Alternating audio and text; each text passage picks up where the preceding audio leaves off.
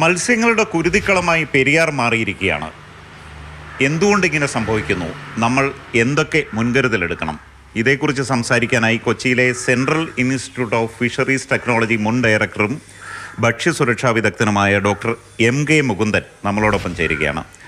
ഇതിപ്പോൾ ഞാൻ കണ്ടതും അനുഭവം വെച്ച് നോക്കിയാൽ എല്ലാ വർഷവും ഈ പണി നടക്കുന്നുണ്ട്. എല്ലാ വർഷവും മഴ പെയ്യുമ്പോഴാണ് പ്രത്യേകിച്ച് ഇത് സംഭവിക്കുന്നത്. ഈ ഏലൂർ മേഖലയിൽ ഒരുപാട് രാസസംബന്ധമായ ഫാക്ടറികളുണ്ട്. ഇവർക്കെല്ലാം രാസമാലിന്യങ്ങളുമുണ്ട്.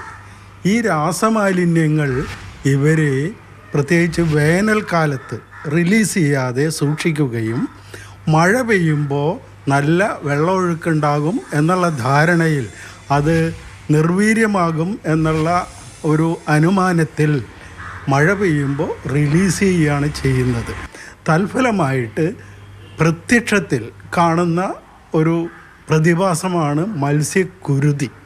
പിന്നീട് ഈ മാലിന്യങ്ങൾ നേർക്കുകയും അതായത് അതിൻ്റെ കോൺസെൻട്രേഷൻ കുറഞ്ഞ് കൂടുതൽ സ്ഥലത്തേക്ക് വ്യാപിക്കും.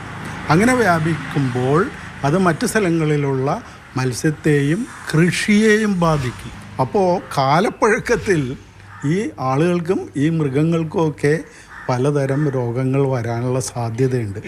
ആ സാധ്യതകളൊന്നും നമ്മൾ ഈ പൊള്യൂഷനായിട്ട് ബന്ധപ്പെടുത്തുന്നില്ല. ആകെ ഈ മത്സ്യക്കുരുതി മാത്രമേ പൊള്യൂഷനായിട്ട് ബന്ധപ്പെടുത്തുന്നുള്ളൂ.